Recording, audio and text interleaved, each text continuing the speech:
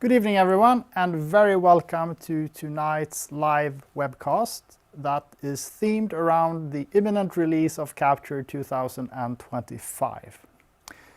It's been some time since we did a webcast last. I think it was back in September, October sometime. So a few things have happened since last time. So we're going to start tonight with a little bit of a news section before we get into the Capture 2025 details. As usual, we have a live chat going on as well next to the video somewhere around me. And that means that I'll be able to read your questions later on in the webcast. However, keep in mind that tonight we are focusing mostly on the practical stuff around Capture 2025, so I'm not going to go too deep into any features or specifics like that. Either way, let's start with a few news since last webcast, starting with some statistics. So last year we celebrated our 30th anniversary, and at the end of that we put up a nice blog post on our website with pictures from the party we had at our Pro Light and Sound stand in Frankfurt. And roughly around the same time, by pure coincidence, there was a poll on a forum on Facebook where people were asked which visualization tool they used mostly for visualization.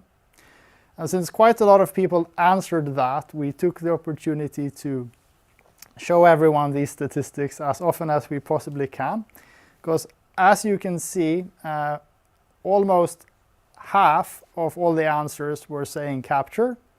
So we are way ahead of the competition in terms of the most popular previous product to use. So while this picture isn't too old, we're going to take the opportunity to show it to you over and over and over again.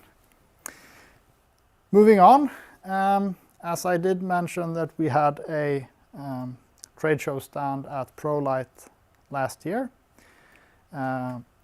We just did a stand in Barcelona at ISE. I'm waiting for the graphics to come in. Doesn't seem like it's going to be coming in. But either way, we did a stand at ISE in Barcelona not too long ago. In fact, we had our own trade show stand in Barcelona. So we have now, in fact, changed from doing our own stand in Frankfurt to doing it in Barcelona instead.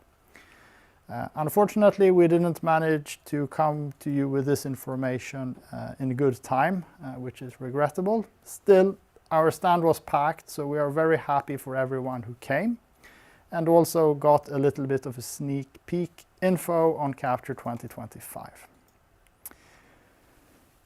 And lastly, something else that happened quite recently that was very big for us was the merge of Capture with Atlabase.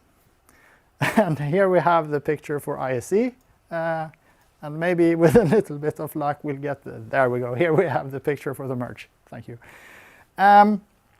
So Capture has acquired Atlabase, merging the two companies into one, which means that when you mail us for support, it's all Capture staff helping you out with anything from licenses, key files, to adding fixtures in the library.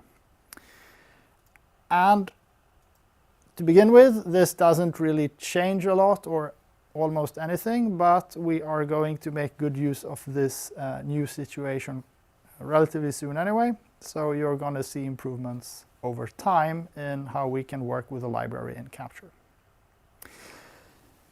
That concludes the news segment, so we will be moving on to talking about the upcoming release of Capture 2025. And we're going to start with some dates, some information. I'm going to have a few teasers. And lastly, there's going to be a Q&A session at the end. So keep your questions coming in the chat. They will be relayed to me by my colleague. And let's dig straight into it. Starting, of course, with the most near date, which is tomorrow, where we open up for what we call pre-release access. Pre-release is for our resellers and translators who will be helping us getting Capture ready in all the different languages in time for the release. Also, of course, giving our resellers a chance to familiarize themselves with the new product before it reaches the market. So that begins tomorrow. On Tuesday, the 22nd of April, we are going to have the release webcast where I go through all the new features of Capture 2025, which is then immediately followed by the general release on the following Wednesday, the 23rd of April.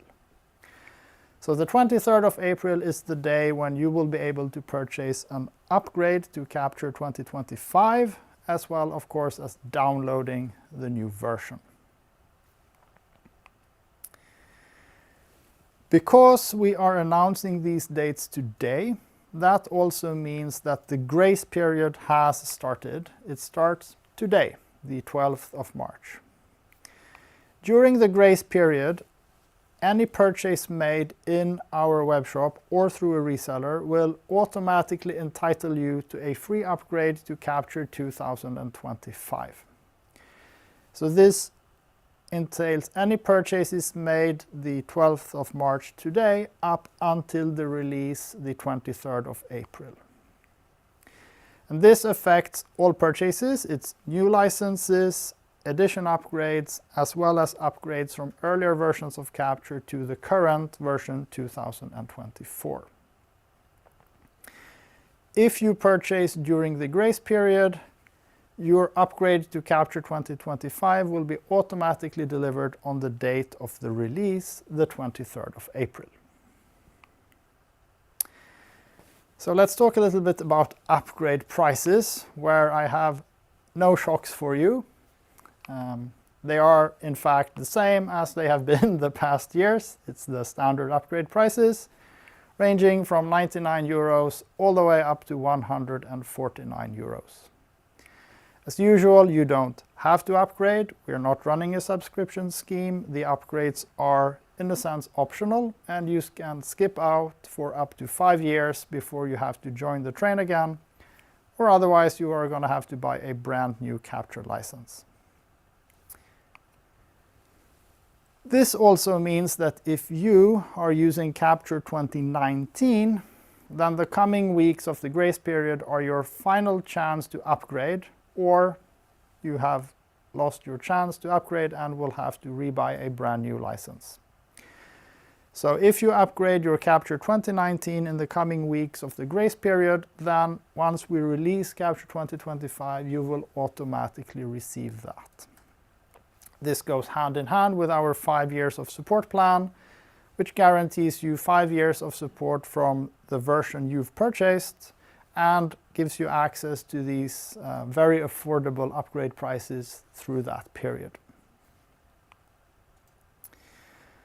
Then we have the minimum requirements of Capture 2025. There are no big surprises here. We remain on Windows 10 or better, of course. However, on Mac OS, we are bumping it slightly, so we will be requiring Mac OS 13 Ventura or newer. The latest is version 15 at the moment. So that's actually an OS with a couple of years of age already there, Mac OS 13. Fortunately, though, Apple users tend to actually be on the latest version of Mac OS, so we don't anticipate this being much of a problem for anyone. So what's actually in Capture 2025? Well, we haven't really given you a lot of teasers throughout the year. Some have even wondered on social media what's going on since the release is so late.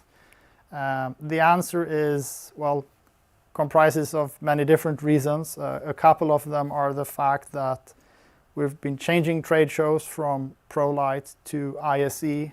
So the timing of things this year and the coming years is simply a little bit different. And also releasing a little bit later in the year simply suits us better for calendar planning reasons. Either way, Capture 2025 comes with a couple of important changes. The first one being that it will not support importing C4D, Cinema 4D files anymore. We'll be able to talk more about this some other time. There is also an announcement post on our forum where we've explained the reason for this. The suggested new approach is to export GLTF files from Cinema 4D instead. And this should actually put you in a much better position because we have had some limitations with regard to materials and textures with the C4D files that are not there if you use GLTF instead. So while we are removing something which is always an inconvenience, we are convinced that the end result is actually better for everyone. And the second thing worth mentioning is that unfortunately we've had to stop compatibility with files older than Capture 2019 for lots of technical reasons. This is not something we intend to be repeating or that we would do for the fun of it. But the consequence is if you have older capture files lying around that you want as an archive that you want to be able to continue using, then I strongly recommend that you reopen them all in Capture 2024 and resave them so that when you have Capture 2025 you can safely open your old files. And that is actually a procedure I would recommend anyway. There is always a risk if you leave files lying for too long that you could run into issues opening them in a much later version of Capture.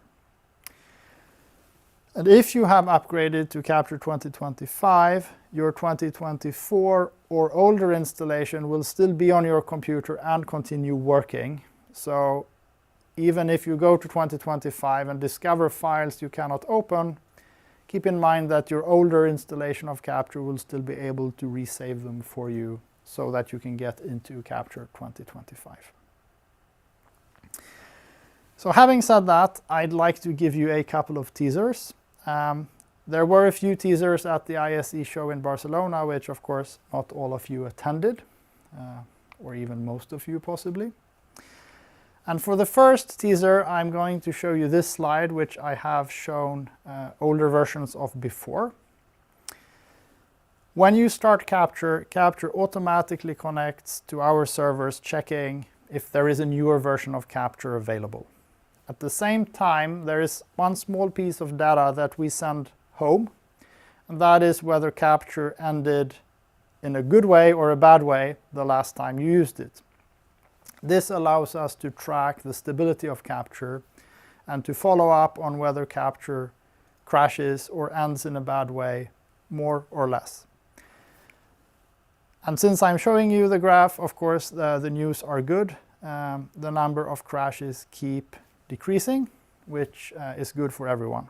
However, occasionally Capture does crash, or your computer crashes, or your laptop runs out of power, or something bad happens. And when that happens, you tend to lose your work. And for that reason, a lot of users have been asking us for an autosave feature for many years. And we've always stubbornly said that we're never going to do an autosave because we believe it's fundamentally a bad idea. Now, I'm happy to report that we haven't changed our mind on this. Autosave is still a bad idea, but we've got something that's even better for you. We now have automatic recovery. The way we've approached this is by making sure that all the edits you make as you work in Capture are instantly saved to disk. That means if you suffer a crash, we can play all these edits back and restore, recover, the project as it was when the crash happened. What we've done, in fact, is that we've stored the undo buffer on disk. That means that as you're making changes, we're not keeping it in memory, we're putting it on the disk instead. As a nice side effect of that, Capture now also uses less memory. So this is good in many ways. And you no longer have to be worried about losing any of your work, which is great news. We are also introducing a brand new concept that is called corrections. And here we are opening up to something that is very new to us, and that is allowing you to correct fixture behaviors in the library. So we are not introducing a fixture editor in the way we would call it that anyway. We are introducing a way of correcting very specific fixture behaviors. Now, our goal is still to make sure that we have a good library in place and that the good data is available to everyone. So this is not a way that lets you have custom fixture definitions on your own as much as a way that lets you correct something and report it back to us. So a central part of the fixture corrections concept is that you can export the corrections, send them to our library department so that we can incorporate them in the library for everyone. Now, we did already, in fact, have a couple of corrections in Capture, such as the intensity scale or the zoom invert options. These are not options that you would find on the fixture itself, on the display of the fixture, but rather options in Capture that fundamentally change the behavior of the fixture. So these options have been moved into the new corrections concept, along with the two new major correction capabilities that we've added. The first one being the ability to, some would say calibrate, I'm going to say correct, the rotation speed of gobos. The approach we've taken is based on the idea of having a console, a fixture, capture, and a camera. Then, using a brand new tool, you are able to adjust the speed on screen using a slider until the speed matches. Because it would in fact be very hard to measure the speed somehow in reality to input the speed number in Capture. So what you do basically is set this tool up, and then you step through the speed parameter at a few key locations and fine-tune the speed at these locations. And Capture then works the magic in between these locations.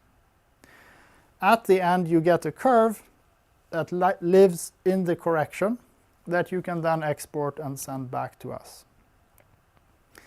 So this is the first correction that you can do. The second one, which I don't have a video, is the zoom angle response, which in many fixtures is not linear.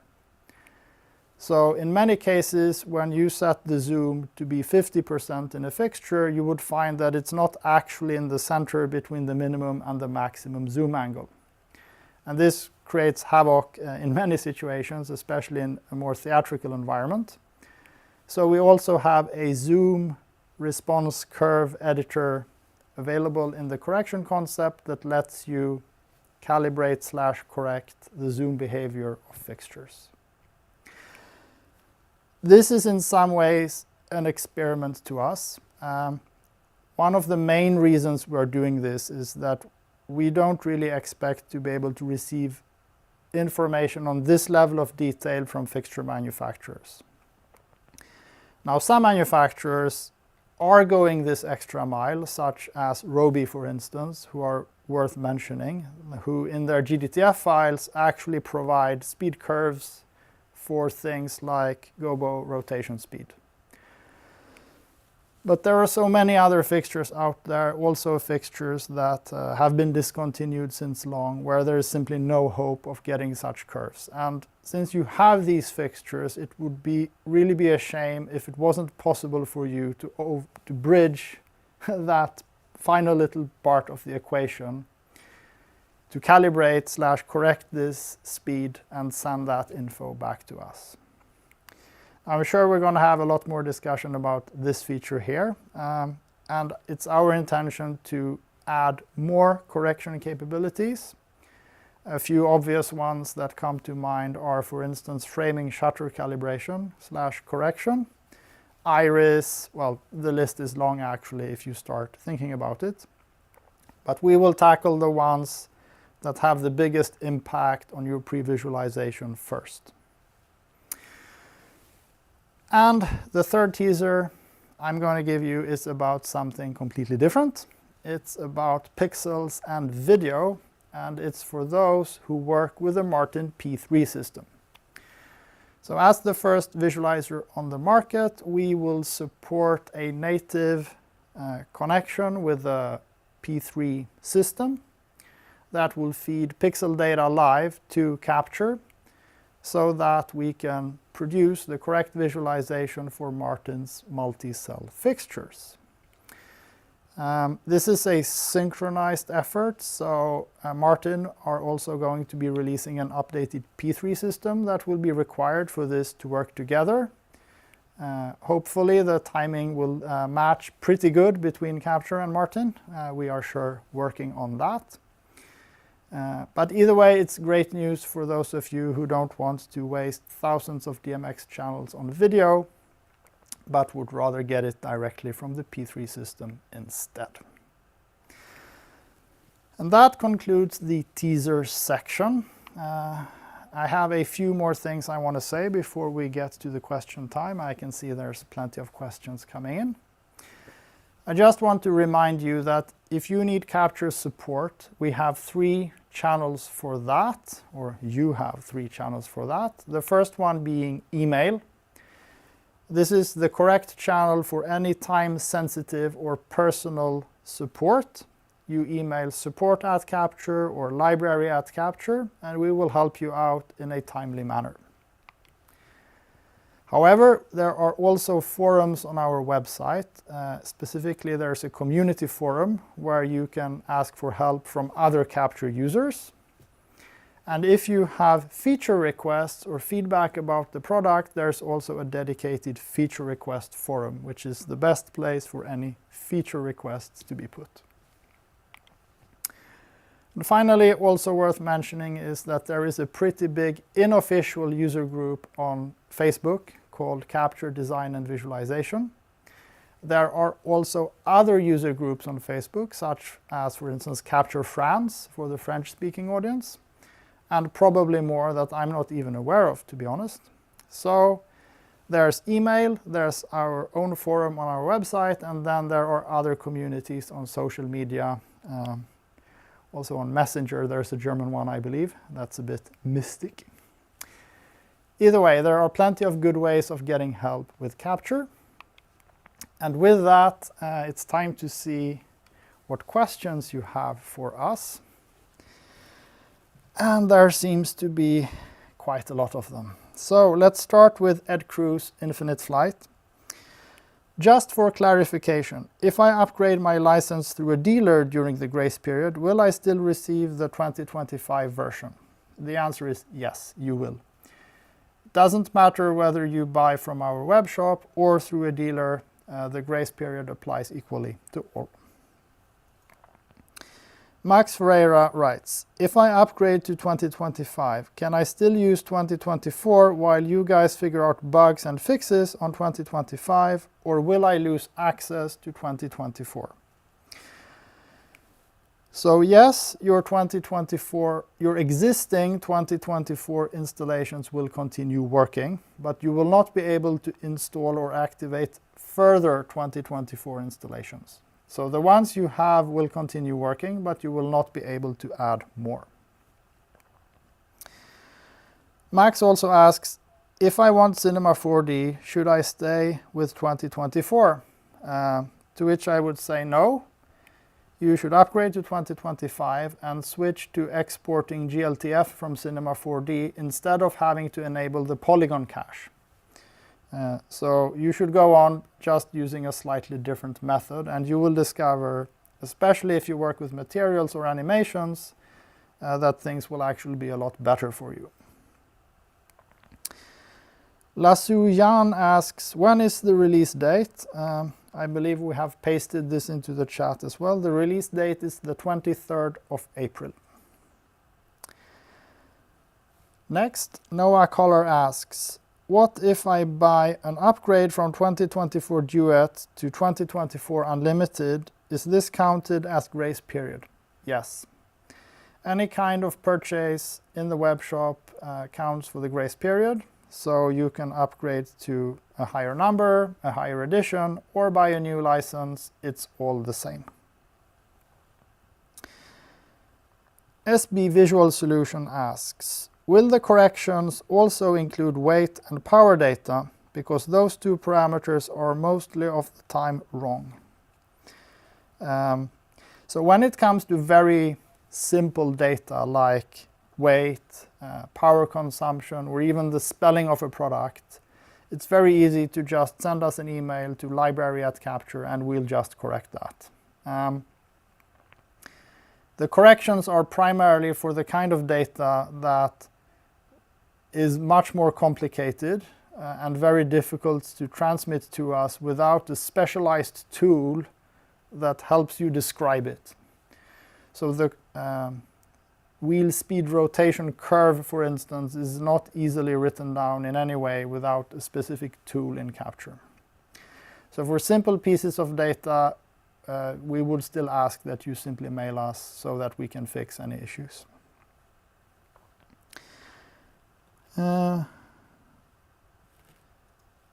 Kryptonics Official asks, will the correction feature allow the user to fix pan and tilt angles if they aren't quite right?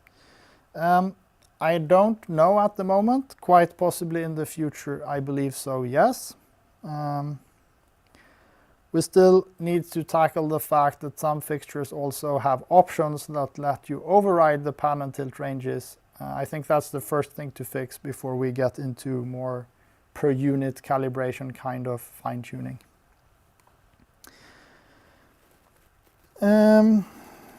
Erik Lagervall asks, this might not be super relevant for this specific update video, but do you have tips on training resources to use when deep diving and trying to learn the software? So I would recommend our YouTube channel, where we have plenty of tutorials and various material tackling many different subjects. It's perhaps not so much a guided education of Capture as a deep dive into very specific topics, but that is a good place to go to. We of course also have the reference manual if you are looking for information on something very specific. Now, in addition to the YouTube channel, there's also a documentation page on our website where you can find the manual and also links to the tutorial videos that we have on YouTube.